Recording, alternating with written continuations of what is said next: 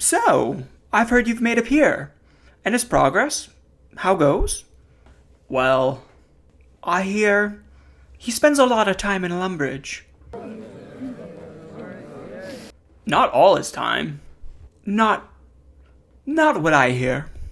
Regardless of what you've heard, the peer was given a month, and he's coming here now and will explain everything.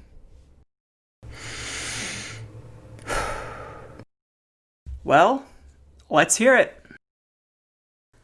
As a beginner entering into free-to-play PKing, and PKing in general, it was quite daunting. Since I was a kid, I've watched videos of others, but in life, we can continue to sit on the sidelines or get in the game. So with the decision to learn PKing, I spent the past month trying to better myself in RuneScape's most classic fashion, in free-to-play with a Rune 2-hand.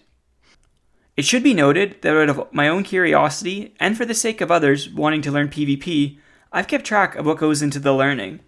That being my gameplay time, my fights and their outcome, as well as the upfront and continual operating costs that goes into the account. I think it would be fun to talk about the money first. You see, I've personally taken the stance that my peer, it's merely a means to siphon money away from my main account, just slowly bleeding it dry as I learn. And not spoiling too much, I did finish the month in a deficit, something that I did expect. Now to date, I've spent just over 6.5 mil on gear and supplies, with the peer's bank still sitting on 2.5 of that. And that's why I started with free-to-play PKing, due to the low gear and supply cost. As well, the account, it's free-to-play.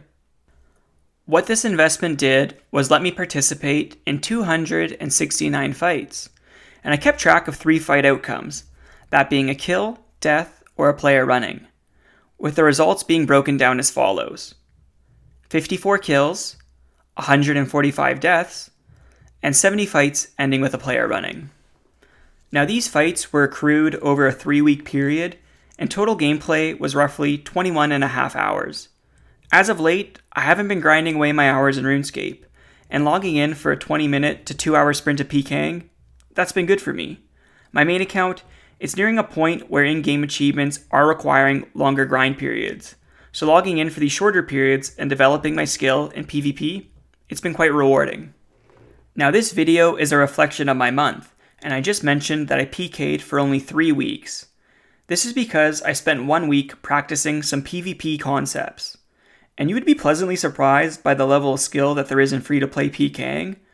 I just touched the surface, and I spent 10 hours that week learning how to delay, and then an extension to the delay known as the backstep. The practice session definitely translated into greater success in my following PK weeks fights, and it's made me weigh practicing more PvP concepts. If you're curious and wish to know greater detail regarding the PK weeks themselves, each week does have its own video, and in these videos I go over my thoughts and experiences, as well as provide lessons learned that might be valuable for those considering learning free-to-play PKing. Now those videos can be found in my Learning to PK playlist. Some more GP was spent during the month. You see, I spent an additional 5 mil changing my death spawn from Lumbridge to Edgeville. If you are on a budget though, you could always get 25 magic. This won't affect your combat level, and it will shorten your return to the wilderness by letting you use the Varrock teleport. It was also pointed out to me that there's the option of using Chronicles purchased from Diango. Now this teleport has no requirement, and it is another budget option in speeding up your return to Edgeville.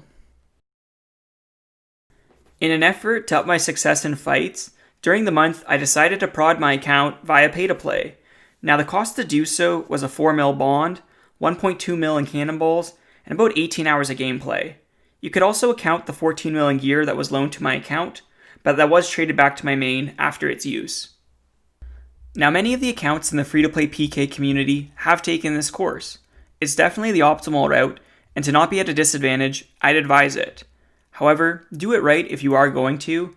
I used my existing account, and in retrospect, I'm now in a weird gray area regarding my stats, and my account's now suboptimal. It should be noted that within a 2-week membership that a bond provides, and the financial backing from another account, it'll be more than enough time to easily make your account PK ready, and your account can remain free to play after putting in this legwork. I will be going this route if I do return to free to play PKing.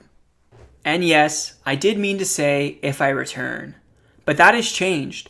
Last video I shared I was cutting my free-to-play learning short, and this was to put my time and effort into learning tri-breeding. However, that decision has not sat well with me. I've had a vision for this series since I've started it, and I think it's about time that I've shared it.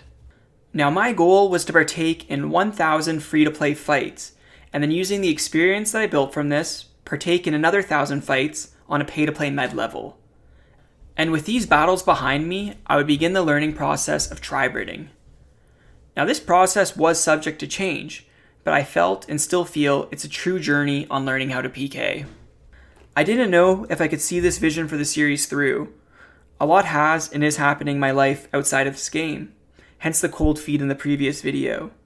However, I'm going to try to be a little less hard on myself and a little more consistent with my PKing, because I do want to see the series through as I intended. And on a lighter note, I think it's time that we get the Pker back, because I think he's been on a bit of a bender since we dropped him in that hole.